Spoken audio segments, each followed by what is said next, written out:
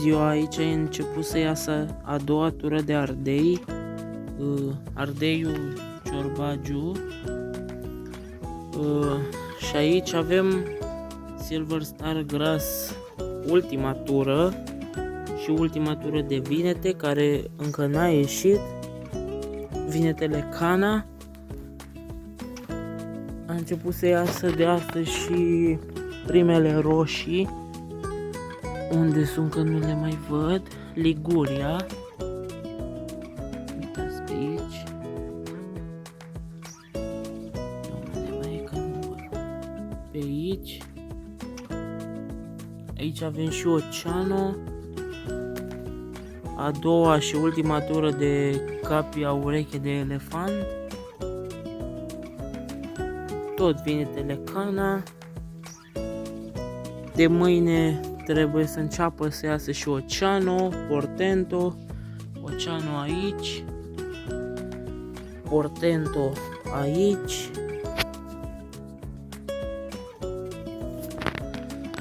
Rila abia de alaltă ieri am băgat, așa că mai durează câteva zile.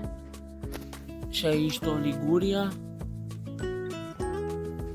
Optima abia seara am reușit să bag, așa că mai durează. Dar în 5-6 zile astea o să iasă, nu... Maxim 6 zile, mai mult nu durează. Și deja am ieșite de, cred că o săptămână, prima tură de vinete, Cana, prima tură de ardei Captur, prima tură de Silver Star Grass, ce mai am aici, Iute Datero,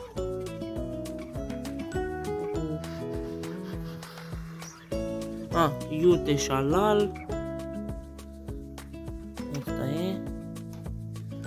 Uitați ce frumoase sunt vinetele Cana și foarte micuțe, nici un pic de alungire. La ardei mi-a plecat puțin în alungire, la capia Emina, dar uitați, nu e grav, foarte puțin. Ce mai am pe aici? Mai am Iute Arvad, ăsta e. Și semnul. Prima tură de ardei capia ureche de elefant, un pic mai, germinarea un pic mai proastă, dar merge. Mai am pus a doua tură, așa aici, pe acolo prin spate tot ureche de elefant. Astea sunt cam primele care au ieșit. Și aici mai am ultimele serii de roșii, Calina, Reiana, aici mai am ceva Optima, Big Beef, ce mai am, Bengala,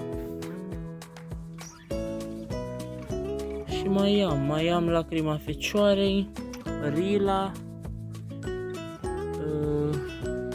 și mai am și ieșite Busuioc grecesc, ăsta e, Pătrunjel, Păstărnac, prima dată care fac păstărnac, bine, și busuioc și leuștean și țelină, dar astea le-am mai avut și în grădină, doar că păstărnac nu am avut. Leușteanul e aici și asta de aici ultima e țelina, țelina de căpățână. Cam astea au ieșit până acum. De mâine aștept să înceapă și prima serie de roșii. Și cam atât.